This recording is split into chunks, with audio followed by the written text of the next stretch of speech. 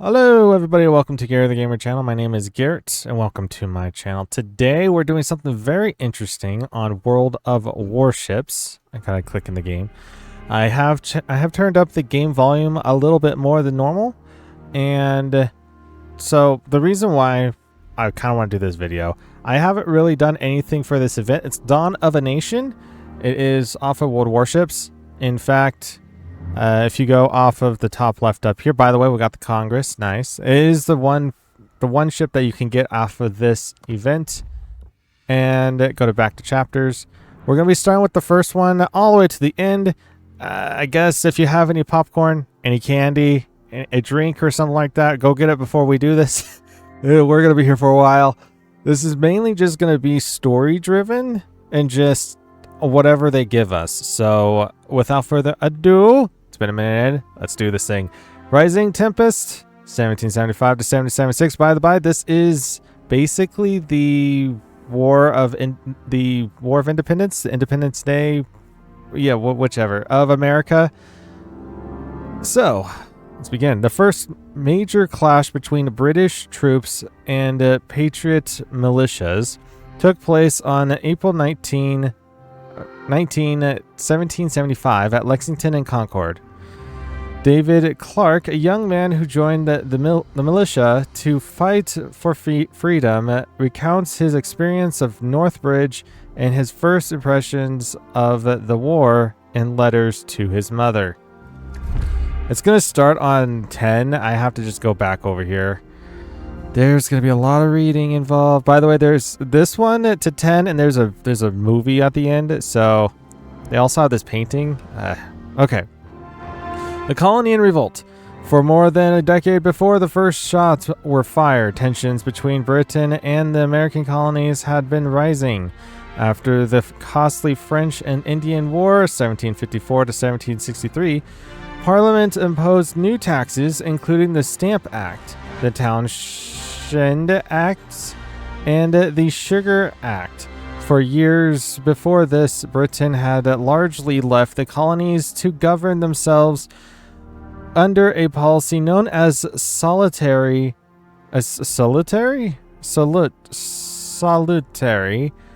neglect. The shift toward tighter control meant resistance, of always. Boston became the center of that resistance after colonists dumped British tea into the harbor in 1773. Wow, it was even 1775. How interesting. Parliament passed the Intolerable Acts, which closed the port and restricted self-governance. Resistance grew, leading it to the formation of militias and the First Continental Congress in 1775. Fighting began at Lexington and Concord. The colonists, united under George Washington in the Declaration of Independence in 1776, turned rebellion into revolution. That same year, British forces drove Washington out of New York, but his victory at Trenton kept the revolution alive. Just before the Battle of Lexington and Concord, a young man named David Clark joined the militia.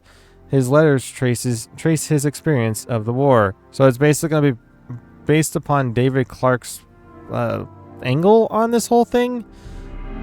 So one thing to note is that my ancestry, at least on my mom's side of the family, fought alongside George Washington. So yeah, I think he's like my great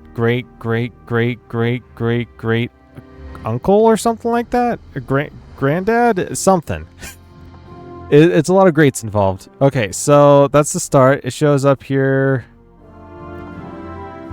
Oh, it does show the date up there. Okay, April 10th, 1775.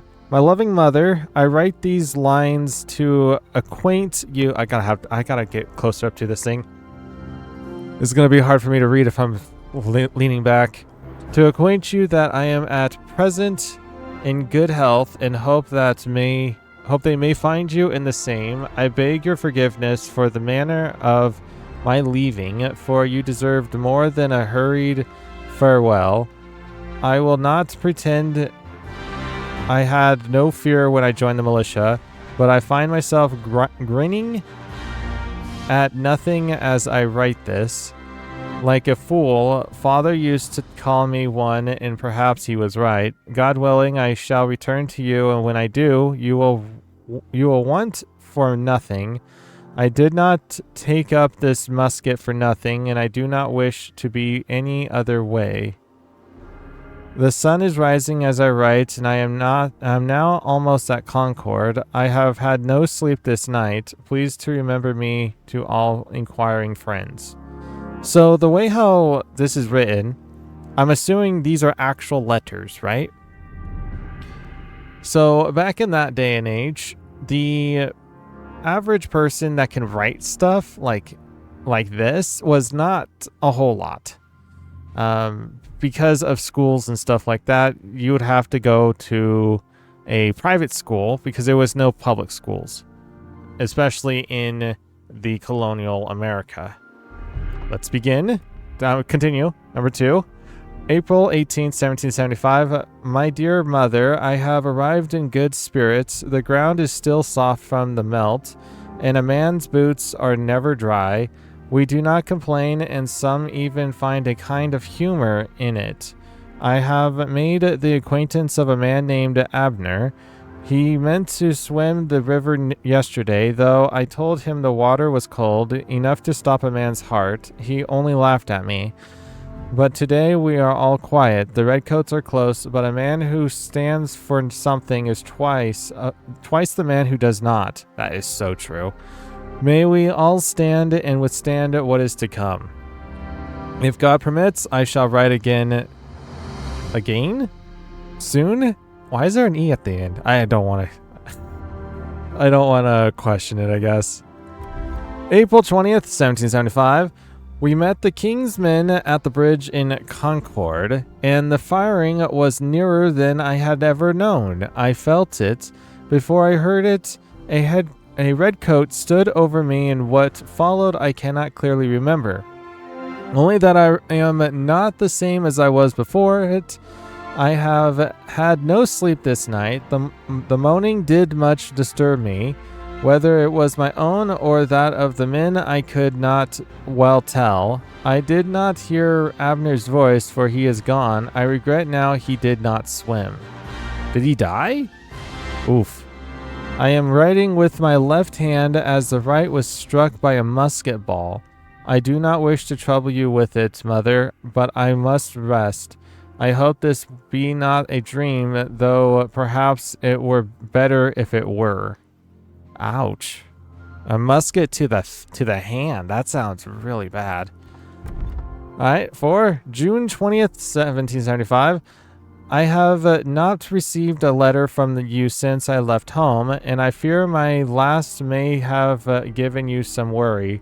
I should very much like it if you could send me some sugar. Sugar back then was a big commodity. For we have little of it here, and I may be kept in this place for some good while yet. There is a proclamation offering pardon to men who would lay down their arms in Boston. This makes me want to pick up mine, but yet here I am, not able to rise. I have not been altogether well. The nights are the worst, and I find little rest in sweating through them. The men go on as they must, and I lie awake and listen. The chirurgeon looks at me in a way I do not much like. I will write to you soon, and let us hope it shall not be from this place. Where exactly is he at? It doesn't really say where. Besides, it says place as in it's in capital. So it must be like a certain place that is with something place in it. Also to note that I didn't know that was a thing, that they were going to do a pardon to men who would lay down their arms in Boston. Interesting. I'm learning things. To be honest with you guys, I'm definitely going to be learning a lot from this. The history books tell you some things about what happened back in that day and age, but not everything. And sadly, in today America, 2026, they don't tell you enough of what you need to know. So, Number 5. July 25th, 1775. My dear mother, I thank you for your letter. You write that all is well at home, and perhaps it is, but I have your hand, and I know when it is telling me that I wish to hear rather than what is so. The thought of you alone aches my heart. I came here to stand for what is ours, and yet I find I have come away with very little and left you with less. Father once said he wished he were young again, only so he might give his life for freedom. I reckon his wish deserved a better son than the one who now writes to you.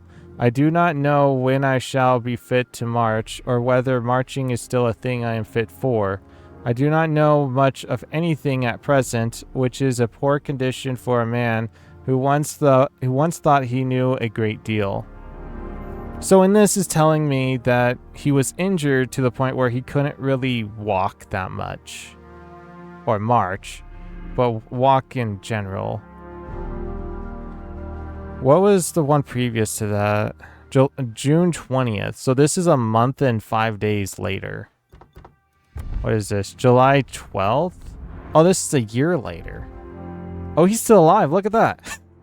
Mother, it has been long since I last wrote. Forgive me, but I had little to say. I have no doubt you have heard the news and read of it.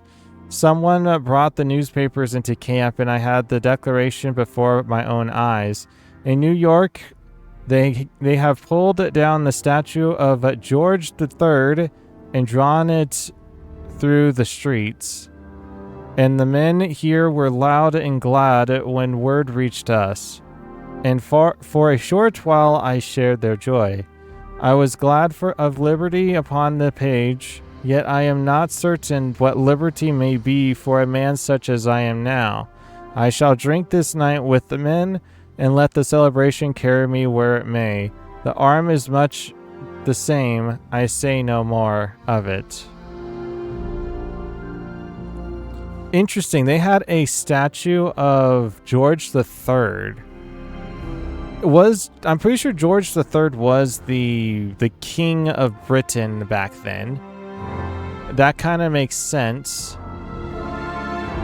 But that's kind of fascinating, though. Knowing today's day and age of trying to tear down statues. Back in that day and age, there was also tearing down statues. But I guess another day. This was a good thing, though, because George was a complete tyrant. November 21st, 1776. My loving mother, I am on the road to New Jersey as the British took New York. They say it is Cornwallis behind us, and that he moves fast. The days are long, the ground is hard, and I find I do not mind it so much as perhaps I should. There is something in the road itself that suits me, though I feel every stone beneath my worn soles. Camp duties await me when we arrive, and light work, they tell me, until I am fit for more. So it sounds like he's still injured a bit.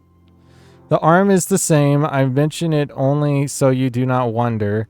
I think of it on the road more than I ought, perhaps, and less than you might fear. The chirurgeon speaks carefully, which is a thing I have learned to distrust in men of his profession. The road is there, and my feet are on it, and I find that for now it is enough. Man, poor fella. So what I can gather in this then is, first of all, back then it says I feel every stone beneath my worn soles. Yeah, shoes nowadays is not a commodity like it was back then. It was very you either had shoes that had, I think it had wood with it, or you had the leather shoes, if I remember correctly from Assassin's Creed. I mean, then again, Assassin's Creed may not be as accurate either, so. Or my history. Either way, shoes back then, yeah, they would wear tear faster than you see nowadays. Sadly. Yeah, he's looking more worn out than anything else. Number 8, December 3rd, 1776. My honored mother... Honored now. We have arrived at camp. I slept well on the road, but here my rest did not hold. The news of losses in New York reached us the same evening. Fort Washington is taken, and near 3,000 of our men with it. I did not know any of them, which I suppose is a mercy. Oh, interesting. I lay awake longer than I ought. When I did sleep, I dreamed of the bridge. The redcoat stood above me, and I thought to raise my arm and take him by the throat. But just as I was about to do so, I woke. But I will tell you what happened in the morning. I stood with my thoughts, which are a poor sort of company. When General Washington passed, he saw me, though I do not know why he should have. Among so many, he put his hand on my shoulder, smiling. It lasted no longer than a breath, but I have thought of little else since. I know that, after all, my arm may rise when fate requires it. So he's still injured. I mean, that musket, back in that day and age as well, they didn't really have much for doctors and such like we have nowadays. And they couldn't just go to the med bay and say, here, I need a patch up, when they're literally on their hills trying to fight. Oof. December 29th, 1776. Mother, we crossed the Delaware on Christmas night. Ooh, this is a good one. In the dark, and struck the Hessians before they knew we were upon them.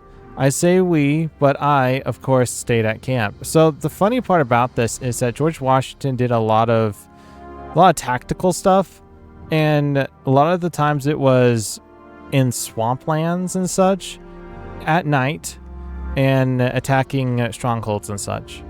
My body remembers things my mind had half forgotten, and I find I am not so diminished as I feared. Today I fired a musket for the first time in near a year, and it was not just any musket. I found it this morning, lying in camp as though it had been waiting. There was a particular mark upon it. I wish to believe it was Abner's, but perhaps I am only wishing. Well, probably. It is heavier than my own, and I think it always was. The drilling was paid what it costs, and yet I find I cannot settle. Will the men have me on the march, past injury and all? Will my finger find the trigger when the moment truly comes? So he's still injured. At least he's still alive still, though. That's always good. Yeah, cross the Delaware on Christmas night. Man. What a time to live. January 3rd, 1777. So, the following January, then. My loving mother... Actually, only like 4 days later, yeah. My loving mother...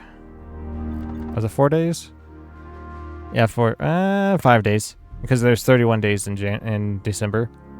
I write to you now with better news than I have had for some time. The drilling has gone as well as could be hoped, and better than I expected. They have set me again among the men, and I am to march with them tomorrow. I have thought often of what I wrote to you before, and I find I am not so full of words now as once I was. A man may speak easily of liberty when he has not yet been made to pay for it. I know the price now, and I believe I do not wish it to be any cheaper. Oh. So the men back then, it seems like that they were more well aware of what their situation is. from the very beginning of the war and everything. And they thought of it more of a... it's not a blessing. It's not a curse. It's an honor, one may say, of fighting the war. Interesting. When I come home to you, it shall not be with empty hands. You shall be a free woman, mother, not in name only, but in truth. That is still my wish, and I hold to it. P.S. The road lies before us, and I shall march until my shoes are worn through again. So he got new shoes? Or these are the old shoes still? I'm pretty sure these are new shoes. Okay, there is a cutscene here. Like I said, I did turn up the volume, so it should be much more clear for everyone to hear. So let's begin. Rising Tempest.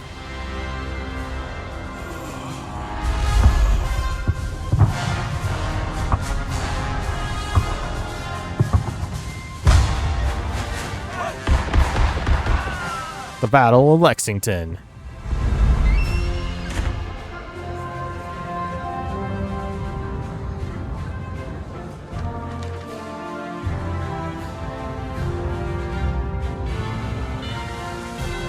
The Declaration of Independence. That's it? Okay. Cool. So interesting that Wargaming ended up doing this. World of Warships did. Number 2. Oh, wait, hold on. Turning point. The Continental Army's first major victory came at Saratoga on October 7th, 1777, when British General John Burgoyne surrendered. In an unofficial report to a fellow officer and friend in the province of Quebec, British Major Jonathan Harris reflects on the aftermath and how it changed him.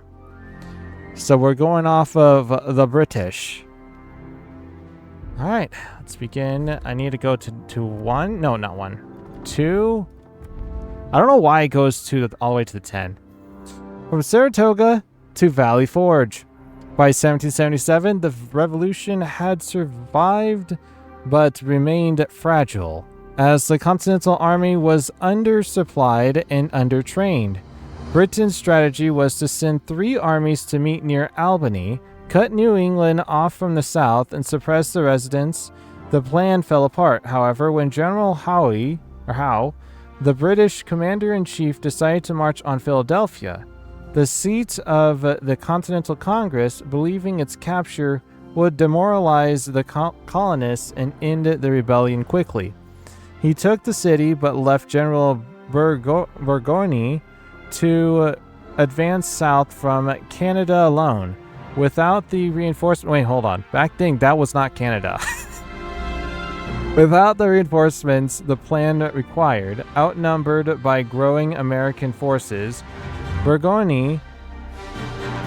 I'm assuming that's how you're supposed to say his name.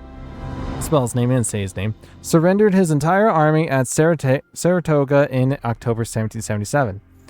With Philadelphia now under British control, Washington led the men to winter quarters at Valley Forge. The soldiers faced rough conditions as they lacked supplies and disease spread through the camp. Yet Valley Forge was also where the army was rebuilt due to constant training and drilling. I wonder what drilling means. Is that basically like training? I guess so. In the aftermath of these events, British Major Jonathan Harris, who had believed from the start that order would prevail, recounts his experiences in an official report. So,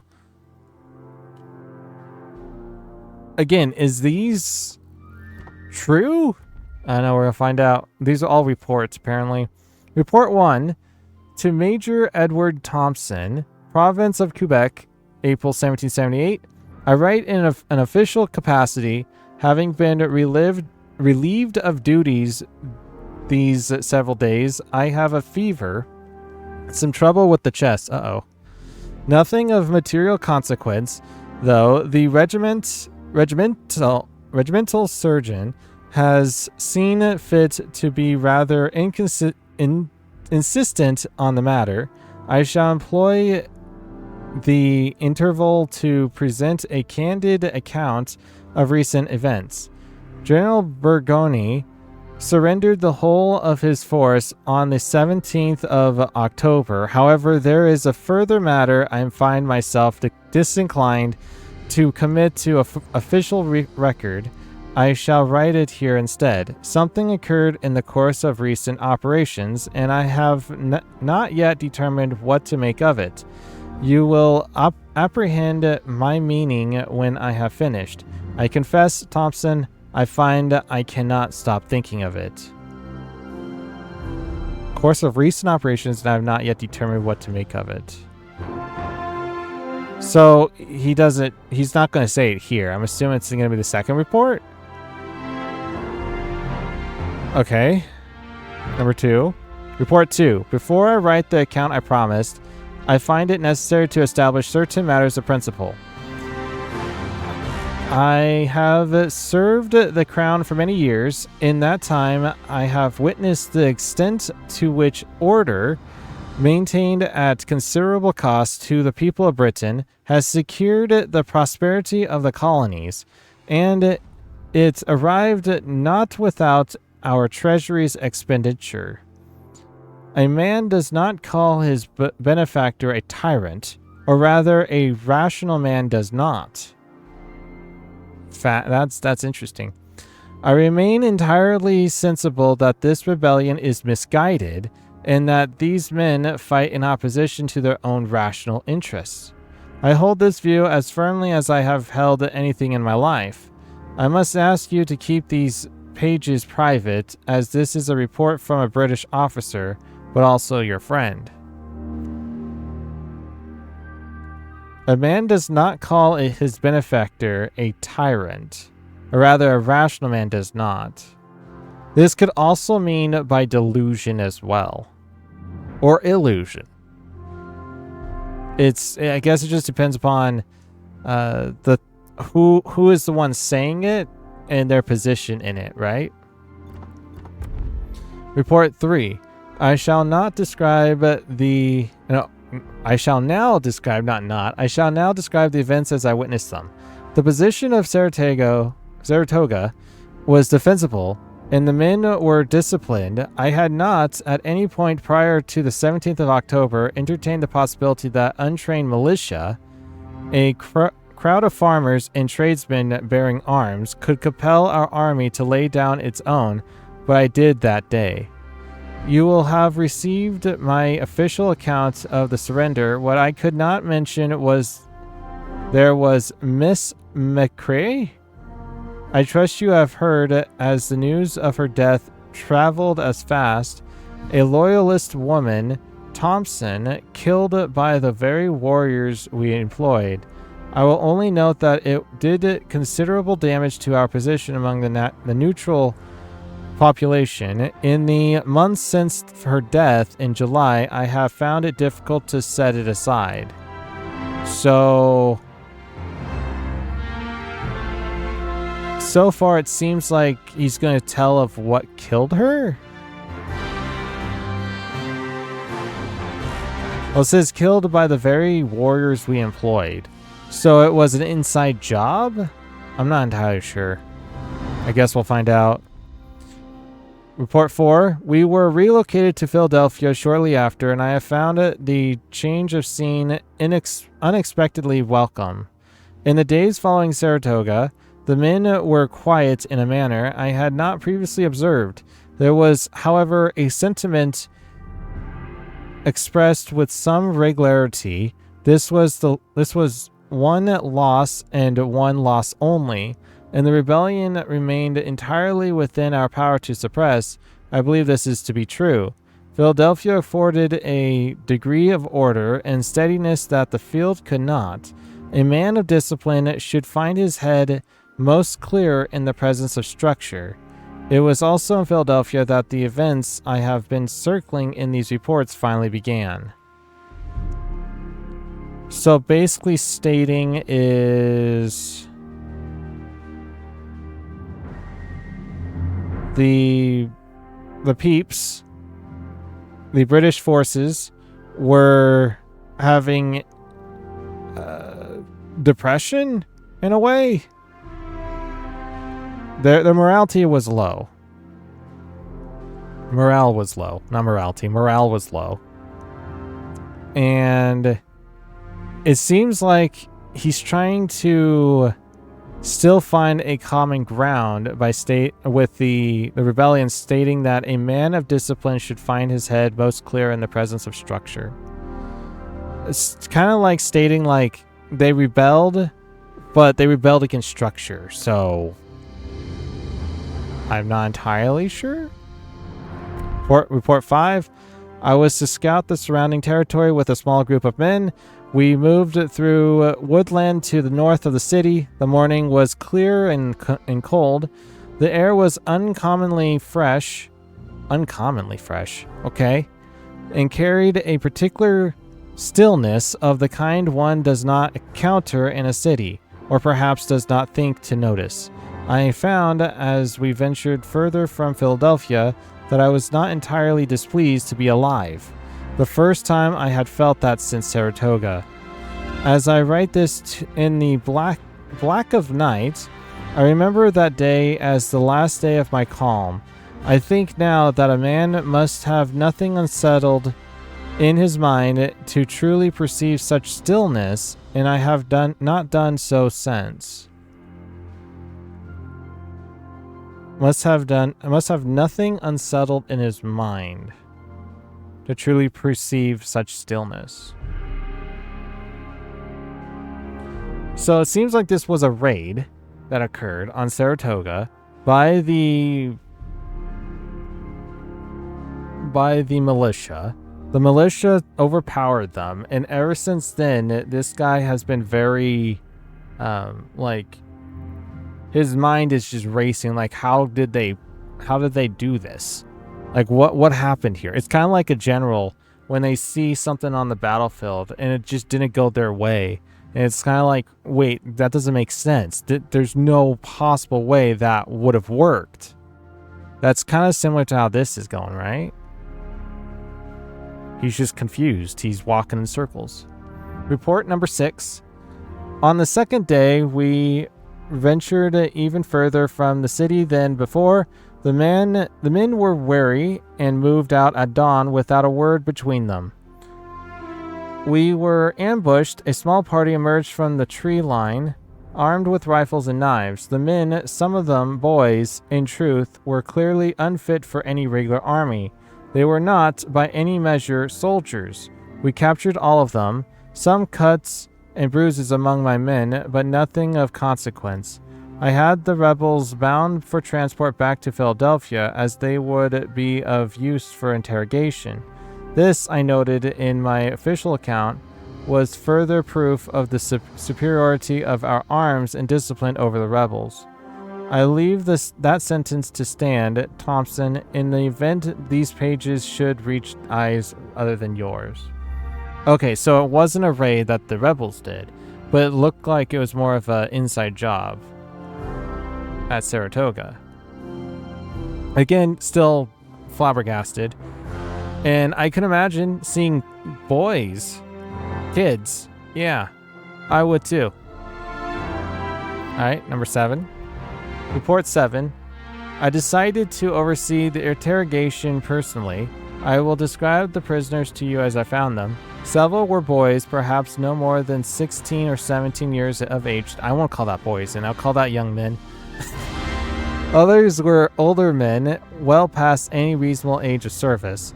They were cold, hungry, and in poor condition generally. And yet they looked at us directly, and without the difference one might reasonably expect from men in their circumstances, there was something in their eyes that I could only describe with some reluctance as fire. I found it, I will confess, somewhat unpleasant. I had been a soldier for so long that I believed myself inured to finding anything unpleasant. It's the fire of the American spirit. What could I say? Report number 8. I made a decision which I ask you to receive without immediate judgment. I elected to guard one of the prisoners personally for several nights. My stated reasoning was sound. A senior officer present during the hours of darkness might draw out information that a junior would not. I will be candid with you. As I have endeavored to be throughout this report, there was another reason, which I found more difficult to name at the time, and which I will attempt to name now. I wish to examine that fire more closely. As there was no rational cause for it, I tried to convince myself it was the desperation of the cornered, mistaken for conviction. The man was thin and visibly unwell, not from any wound sustained, but from some illness he had brought with him out of Valley Forge. I offered him a meal. He refused it. Report 9. The man was not disposed toward cooperation, yet in time he accepted the meal. We spoke over the course of 3 nights before. As it transpired, that meal proved to be his last. I had expected and prepared for the usual catalogue of colonial grievances.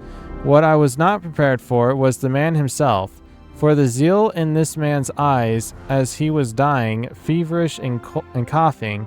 I was inclined to persuade myself that such conviction in a dying man might be the untethered mind, but I knew it was not. It occurred to me for the first time that these were not merely rebellious subjects to be suppressed, but the resolve of a people at war, whose cause might prove far more formidable than any rebellion in a colony. The thought arrived. I found I could not dismiss it. I am not certain, but certain that the man who is writing these words now is entirely the same man who set out from Philadelphia. You know what's so funny? There was all these other revolutions that occurred as well throughout history. I mean, France had one that was really bloody and brutal. I mean, probably multiple at this point. America had only one that we know of. And the one wasn't based upon merit entirely or monetary. It was just the will. That's the thing that scares people who are in power the most, is when a people are more persuaded by the will of freedom and the will to do what they would want to do. That scares people. That honestly scares people. Because it's like they can't be controlled. And that's exactly what this was. 10. Our last one here. Report 10, or Report X. The prisoner died with a smile on his face. I believe he knew that he managed to gain a victory before departing, not with a rifle or a knife, but with 3 nights of speaking to a hated enemy who had come to interrogate him. When I look in the glass, I see ardor in my own eyes. I do not know whether that is on account of the fever and tightness in the chest. Perhaps that man changed something in me quite literally after all. The surgeon remains insistent that I stay isolated and in a bed. I am certain this document has become more of a confession than a report. War may do that to a man. It appears giving cause enough. I should like to know what you make of all this. I ask that you write to me presently, while there is yet time. Your friend, Major J. Harris. And there is a film.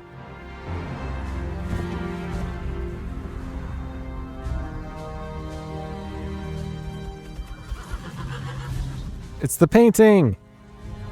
Saratoga Campaign.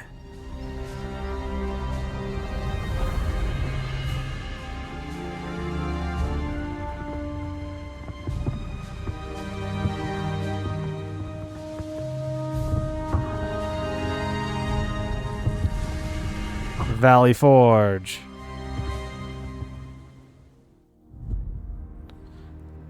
That campaign lasted for a half of a year.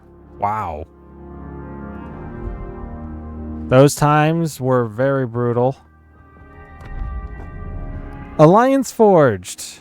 The war went global when France joined as an ally. With the French fleet now engaged, American and French forces took the fight to sea. André Renard, a French sailor, later wrote to a friend about how the experience changed what he thought war and glory meant. Oh no. 3I. There we go. Global War. Following the American victory at Saratoga in 1777. So it was the militia who took out Saratoga. It's so confusing because they said something about how that our own men. It's like, wait, what? France formally entered the war on the American side. Signing the Treaty of Alliance in February 1778, Britain, which had until then been fighting a colonial rebellion, was now engaged in a global conflict, with French fleets challenging British control of the Atlantic. Britain was forced to divert significant resources away from North America to Europe and the Caribbean. The Royal Navy faced coordinated pressure on multiple fronts as Spain declared its alliance with France in 1779. In September 1779, the war at sea reached British home waters when an American-led squadron operating from France engaged an escort frigate off the Yorkshire coast near Flamborough Head. I was wondering where this was going to go to naval history. In September of 1781, the French fleet under General de Grasse sailed north from the Caribbean and engaged the British naval force at the mouth of Chesapeake Bay, making the final campaign of the war possible. A young French sailor, André Bernard, joined the Navy in search of adventure. With little regard for politics, his story follows the major battles and what they took from him. Ooh, what they took from him. Interesting. Page 1. A mariner must have great stories. It is the whole point of going anywhere at all. I have told many in my time of storms, mysterious islands, cunning enemies, and all the things that befall young Frenchmen who cannot remain in one place. And I confess some of my stories, they have some exaggeration. A story is a living creature, so it is only natural it should change with time. But this one is of a different nature. This is my last story told, and I wish to preserve it. I have been long enough at sea to know that most men return from it with great noise and very little else, speaking at length of what they endured, and in 20 years there's nobody who can recall a single word of it. I did not desire that fate. I wished to remain in history, to have men speak my name as they speak the names of the great ones. And so when the American... Hey, that's not capital. Okay. Revolution was commencing and France was infant resolved to act, I saw my moment as plainly as I have ever seen anything. So this is a book? A memoir. Something like that. Page 2. I was in a tavern, drinking with some fellow mariners. Being sure this is what a man did while between ships and decisions. And I was both. There was a man on the other side of the room. His stare was bidding us stop our shouting. I mean, isn't that what everybody do to do decisions and such? They go to a tavern just to drink? Not me. And then he spoke. He promised to hunt English ships in a battle worth the telling. But once he said the word privateer, it was enough. The drunken men around me answered the call and had likely forgot what they had done by the next morning. But I had only finished my first drink The voice in my head said, Andre, this is your chance for a great adventure. You are a daring mariner. Are you not? I found my way to the crew, and the adventure I thought would bring me fame and glory began. Isn't that how it always starts? Is everybody thinks of fame and glory, and at the end of the day, it's not. It's quite true. Page 3. The ship was the Bonhomme Richard, or as I prefer to call him, Duc de Duras. There's going to be a lot of French stuff here. The crew were seasoned mariners, men who had no ropes left to learn and who found it hard walking upon a steady floor. And yet you went onto a ship? Okay. We sailed it for nearly 10 days and, did we bring havoc wherever we went? The battle off the coast of Yorkshire was incroyable. At some point, 2 ships, ours and the Serapis, were lashed together, hull to hull, facing in opposite directions, which sounds very much like a mistake, but there we were. Their guns were touching our hull planks, and we were so close I believe I could make out the faces of the men trying to kill me. There was a fire on our own deck, smoke so thick you could lose a man standing right beside you. That's some thick smoke. And then I swear it is true, one of our own ships, the Alliance, sailed past and fired upon us. I do not know to this day whether it was an accident. In that battle, I felt like the happiest man alive. I had always known I was born for the sea, but I wanted even more. I joined the French Navy, not for routine duties, but because a man who had seen what I had seen deserved a rank, admiral perhaps. And then in 1780, I was sent to Les Antilles. I'm assuming he survived. I can only assume. Page number 4. The voyage was long and exquisite. The provisions spoiled within the first week. That's always bad. The rats. Oh, they did not care of what they ate, nor how it tasted, nor anything that for that matter. The ship was ceased moving, never ceased making noise, and the rats, it seems, followed the cue. One day upon the deck, the ocean was so calm that I stood persuaded there was no movement in it at all. It seemed to me that we were set within an endless expanse of water and sky, both of the same gray. One stood ready to swallow us, and the other to unleash the wrath of God. Battles are easier for me. The vastness of the stillness makes me afraid of death. There I stood, praying only that the storm which always follows the calm would not devour me, and might yet permit me to see one more battle and one more femme. I'm not entirely sure what a femme is, but okay. Page 5. The following night I was woken by the storm. I knew it would come, and the mariners were prepared for it. But in truth, you are never entirely prepared. Yeah, just like every disaster or any trouble that comes your way, you're not entirely prepared. There's always one thing that isn't. I went up on deck, and the lightning was illuminating the horizon every few seconds. Oh man, oh mon Dieu, Dieu.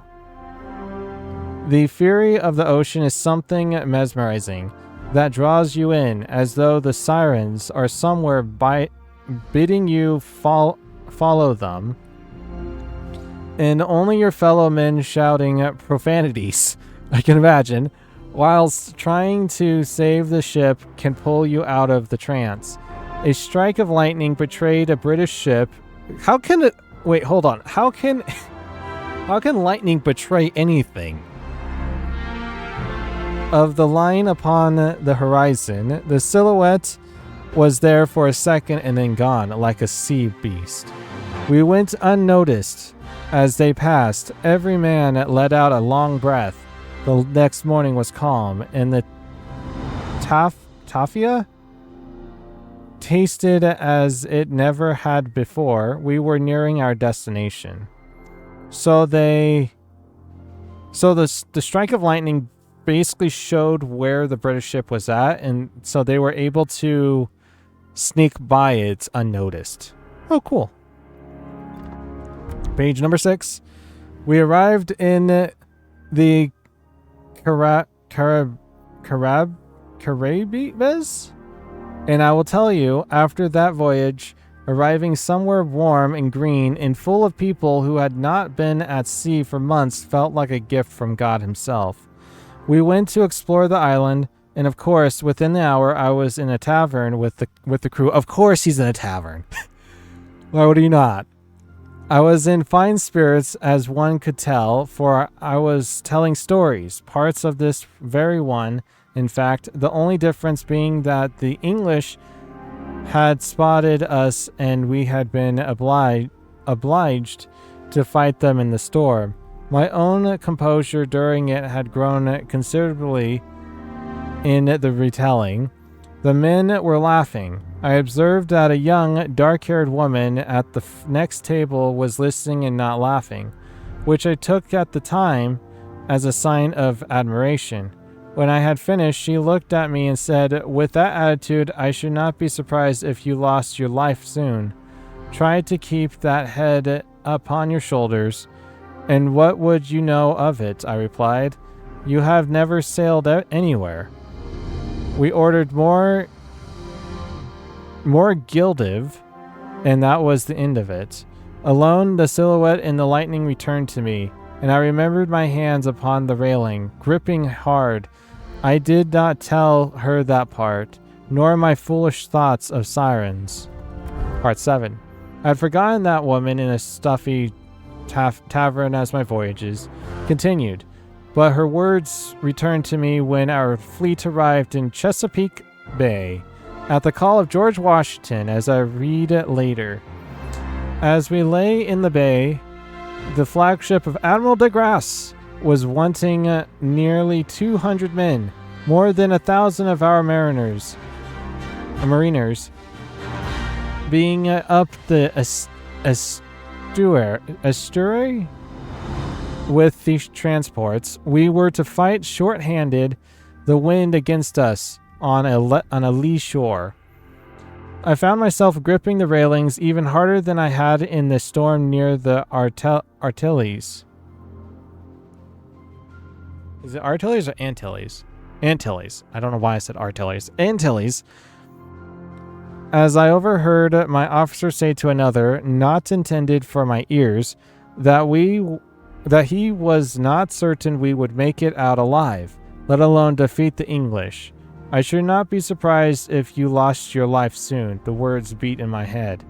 The fact that you heard that from your captain, that kind of like, okay, I don't know about this one. Oh, my officer. Similar captain. It's not captain of the vessel, but one over him. The night before the battle, I wrote a letter to my mother and placed it in my coat. I told her the Caribbees were beautiful. Is this Caribbeans? No, that's in the wrong area. It must be somewhere over there in the east. Page 8. The English came through the channel and formed a perfect line. Of course they did. They love their lines. What I understood, standing upon that deck, was that the battle ahead was not to be won by courage, but by patience and positioning. Not once in my life had I given much thought to either. Just like in World of Warships, guys. We maneuvered for hours. Why is there an O in maneuvered? Feeling for the advantage. By the time the battle began in earnest, it was past 4 in the afternoon and the sun was already dropping. Our guns were aimed high, directly at their rigging. A ship with shredded sails had a fallen mast cannot escape you. Page 9. Our ensign ensign, was killed within minutes of the battle commencing. I took his place. I cannot say precisely why. Always the closest one, I suppose. Through the thick smoke, I could see pieces of timber tearing through the men as the ships discharged their guns. I could hear screams and groans, and I had to shout in command above them. I had to be louder and faster. These were the longest hours of my life, and somehow also the shortest. The voice in my head, the one that had once sent me to trouble the English in the North Sea, that day bade me only to keep the men moving, keep them alive. We assisted our allies in defeating the feared enemy, but I did not think upon those things. I only counted how many men lived and how many fell. When battle goes on and everything, that is like one of the first things you think about. Well, I've never been in the military, I've never been in a war, but when you think about it, that is one of the first things that you think about is the people around you. 10, page 10, last page. I shall never be remembered for the Chesapeake. No history will carry my name. Only this short account I have written for you. Mon ami. Mon ami? Yeah, there it is. Before I go out into the streets of Paris to fight for our own liberty, so that you may read it should I not return, I believe I did alter the course of that war, as did Admiral de Grasse in Washington, and every man who lived or perished in that bay. The only difference is that our names will not be spoken of. We had bled in that fight for freedom across the ocean. I had not considered then how much it would cost, and I can imagine how much we shall pay for our own. I see the heads of men I have known fall, and I cannot number them, nor preserve them, as I could not preserve all the men of that on that ship. I am certain there will be no want of stories about our revolution, but I am no longer a teller of stories. A. Henry d'Eton Aimé André Bernard, Paris, 1790. This battle at Chesapeake Bay it seems very interesting. And we got a video. I didn't read what it said. Something like end.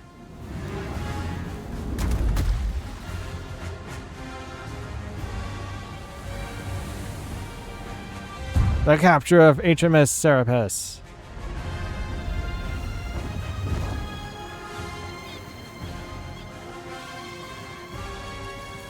The Battle of Chesapeake.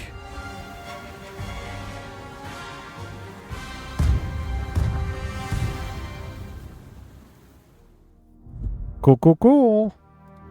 What was that named? Alliance Forged. What was number 2's? Turning Point. Okay. Alright. The fourth and final one. It has been an hour in this video. Oh my goodness. I do apologize for that. There is just so much to read here. Especially when I'm trying to read it and it's hard to read. Victory's Dawn. The siege of Yorktown was a decisive victory of the war, shifting the conflict toward negotiations. 2 years later, the Treaty of Paris recognized the independence of the United States. In his memoir, painter Edward Mercer, or is it Merker? I'll call him Mercer, describes witnessing the moments that shaped a new nation. Just want to make sure that was an E for Mercer, not like Marcer. I want story here, not rewards. The final campaign. By the autumn of 1781, Britain still held major coastal cities, but had failed to defeat the Continental Army. In the south, General Cornwallis had fought a costly campaign throughout the Carolinas before moving his army north to Virginia. where he was to establish a fortified position at Yorktown and await resupply by sea. With the Chesapeake Bay now under French control, the resupply never came. Washington and Rochambeau marched their combined forces south in the longest troop movement of the entire war, and Cornwallis found himself surrounded. The siege of Yorktown began on September 28th and lasted 3 weeks, during which Franco-American artillery attacked the British defenses. On October 19, 1781, Cornwallis surrendered the army. It was the largest British capitulation of the war and the last major land campaign of the conflict. Among those who witnessed the final chapter of the struggle was an American painter, Edward Mercer, who recorded the revolution on canvas. So he painted the whole thing. I'd imagine we probably have seen some of his paintings too. Number 1, the vessel. An artist is but a vessel. I have always believed it so, ever since my master told me one evening that the difficulty lies in that I have felt myself an empty vessel all my life. I waited for something to fill me and to speak through me. I sought it in people, in places, and in every canvas set before me, yet found only absence. I never expected what would come to guide my hand somewhere between the first brush stroke I ever made and those I now lay upon the canvas. A war was fought. I was present for it. It is with this that I shall begin my memoir. Oh, this is a memoir. Number 2, the letter. I am young, though old enough to be obliged to sustain myself alone. I visit my master when I am able, which is not so often as I would wish. For the matters of the heart are of great importance to a young man. Many evenings in pleasant company have left me less than clear-headed the next morning. Perhaps I am a vessel of love and beauty. My master tells me I have great talent. I wish I could believe him with the whole of my conviction, but divine providence, it seems, takes little interest in a man's vocation. I cannot devote my soul to the craft as I would like. I would starve if I did. I have sought a patron with persistence, but to no avail. Yet I cannot persuade myself that I am mistaken in what I am meant to do. One morning, a letter arrived that changed everything. Man, he sounds like a lot of us. Like, we're trying to live our lives the way how we want to, and it's like, wait a minute, it's just not happening, you know? But, you know, we gotta push. We gotta persevere. We gotta take the bull by the horns and move forward, right? Number 3, the invitation. The letter arrived on a Wednesday. I remember that distinctly because Wednesdays are when I paint signs for our tradesmen, and this pays for the rest of the week. I was in no humor to be interrupted. It was an invitation to dinner, brief and written in a hand that implied both great wealth and considerable influence. I read it twice before I looked at the signature, and once I did, I read it a third time. The name belonged to a merchant from Williamsburg of some considerable standing, a man, in short, who did not typically concern himself with painters of no particular reputation, who owed 3 months of rent. Why me? I usually distrust good fortune, but I resolved to go. The dinner. At the dinner, I learned it was my master who had recommended me. He had spoken well of my abilities, better, I suspect, than I deserve, and the merchant had taken him at his word. The offer itself was simple enough. I was to paint the war, and in return he would see to my expenses. He wishes to own at least one great work depicting a fearsome battle against the British army, something worthy of posterity. It was everything I had wanted, the freedom to paint in earnest, without the Wednesday signs. I like how you still think about that. And yet something in me resisted. When the moment I had longed for arrived, I found myself afraid to meet it. Will I be able to let Providence speak through me upon the canvas? The atelier. Despite my apprehension, I accepted. I knew it to be my only chance, and I am not so vain as to deny it. I gathered what accounts I could of the past battles, spoke with men who had been present, and read what had been written of the conflict. Then I stood before the canvas and began. I imagined Lexington and Concord. I strove to feel what those militia men must have felt. I picture the summer of 1776 in Philadelphia, the heat and the weights of the decision those men undertook. My thoughts turned to Saratoga, to Valley Forge, to those who endured the cold with quiet resolve. I looked upon the canvases, seeking to discern what it was they lacked. I knew they were not what I envisioned them to be, and the difficulty lay not in my hand. You know, this is kind of funny, right? I kind of feel like where this guy's at. Like, I was never there. But, well, I can't talk to people who were there either. But yet he was able to paint the depictions. I'm assuming this is one of his arts. To paint the depictions of the wars that took place. And just, it's more of the feeling behind it. It's so hard to do that in a painting. But if you can, it's kind of like in a video game. It transpires to the reader, to the watcher, to the artistic person? Sure. 6. Something missing. It may not have been apparent to another eye. When my paintings were later praised, I received such words with what grace I could. But I knew I was bringing the most essential parts from imagination. The particular quality of the lights at Saratoga, the precise look a man bears in his eye when he first sees a redcoat.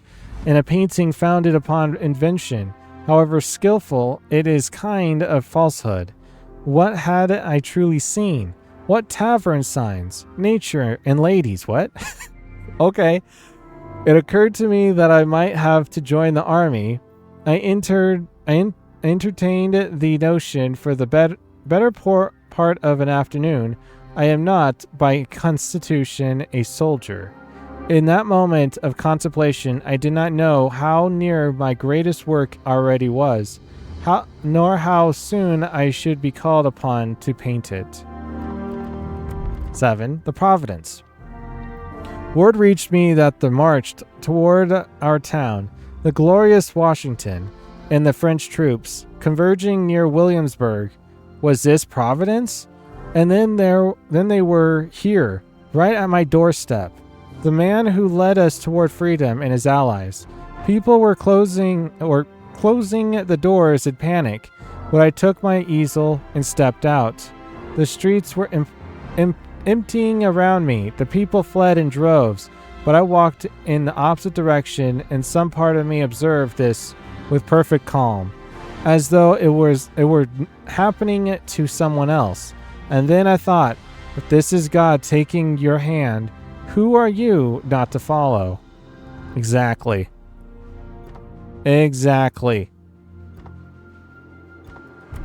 All went blank. It was chaos, cannon and musket fire, men running and falling, smoke so thick it seemed the sun had already set, though it was yet morning. The Allied guns were firing from the 3 directions at once. They had taken the British redcoats in the night. I learned oh no, what? They're not redcoats, are they? Red Doubts? I'm assuming that says redcoats, but there's no C, so.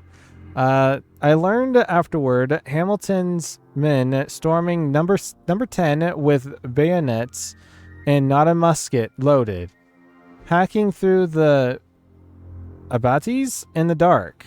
Are these the same bayonets that they put on the end of the muskets? I've seen them before. They look interesting. Maybe it's just bayonets themselves. But it says not a musket loaded. So, it could be a musket with a bayonet at the end. I found a place upon an elevation where the view opened and set myself to depict the scene. My brush moved, and then it all went blank. This is such a weird way for a painter to paint. In the middle of combat, you're like, I don't care who wins, I'm just painting what I'm looking at. It's kind of like, okay. Freedom's Dawn. The next thing I remember, I was standing before the canvas in the interior. Excuse me. And the painting was finished. It was complete in a manner I had never achieved before. I think it was not my hand alone that painted the red earth, the men upon it, and the soaring flag of our liberty. My master said an artist is merely a vessel. I had written that down at the beginning of this and always believed it, deep within me. I was only ever afraid that nothing would wish to speak through me. The precise quality of light I had sought when I carried Saratoga in my mind and never found the look in a man's eyes, that I had tried to imagine and always fallen short of. All of it was there upon the canvas. I believe all the men who fought for freedom spoke through me near Yorktown that day at the Victory's Dawn. Ah, that's why it's called Victory's Dawn. Interesting. Flag of our liberty. So he was hoping that they would pull it off. But he was painting this. Like, if this was his painting, man, that's in great detail. Number 10. Last one. New chapter. Wait, new chapter. The merchant was more than satisfied. He covered my expenses in full and offered me further work. He spoke of the painting with a feeling that I believe was genuine. I was not certain what I expected to feel. The satisfaction of a man who has at last done the thing he was longing for. What I felt was closer to emptiness. The war was ending, and the nation that had paid such cost for its freedom was beginning. And I was standing in the interior, with clean brushes and no particular notion of what comes next. My master told me this is how it always is. After a great work, that the emptiness is not an ending, but a threshold. I had ended one chapter, and I knew not what the next would look like. As I now know, I stood on the verge of a great journey. After years of struggle, I was free, but that I shall tell in the pages that follow. Pages that follow. And then we got his one more to go.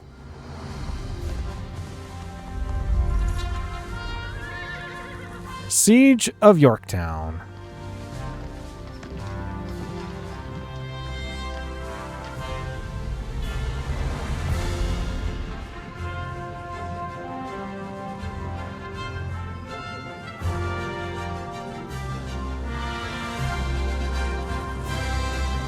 George Washington's resignation as Commander-in-Chief, 1783. I mean, if he was the one who actually painted all these paintings, man. Victory's Dawn was the last one. So, what I've learned out of this is that whenever life gives you lemons, you have to, like, take them where they go. But also, don't try having someone else tell you how to live your life. It's kind of like, you know, it's not guaranteed that you'll live every day. Like how each one of these was. It's like to the point of almost death. I don't know. Very interesting. Very fascinating. By the by, you do get John Paul Jones from this event. And John Paul Jones is actually, quote unquote, the father of American Navy, which is cool. It's actually a special commander. So it has an individual voiceover and has Grease the Gears and Gun Feeder for more that you can do with that. There's really nothing else to talk about besides, I guess, Congress. I hope you guys are waiting to see Congress. That we're going to be doing is the next time we do streaming. It's been an hour and 15 minutes. I think it's about time to wrap it up. Dawn of a Nation. Interesting stuff. Interesting stuff. Some things I didn't know about. Others is like, okay, I did know, like Concord and Lexington. The battles at those places, especially at Concord Bridge. The shot that heard around the world. Famously known as, with the farmers and the militia and stuff. And yeah, that will do it for today, guys and gals. Thank you all for watching this video. I hope that you enjoy the video. And consider subscribing, hit that like button to be notified when we do more streams in the future. Normally do streams of World of Warships is on Fridays at 5:30 p.m. Pacific Standard Time. If you want to come and hang out, that is the time to be. We're normally playing with my dad and Dustin from Dustin Roads Gaming. Go check him out. Links in the description below. Sure. Links in the description below is his channel. But without further ado, I know I've been saying that a lot lately, which is kind of weird since it's French. Anyways, thank you all for watching this live stream access video. Wilson, this is not a live stream. This video, and I'll see you next time on World of Warships, and God bless you all.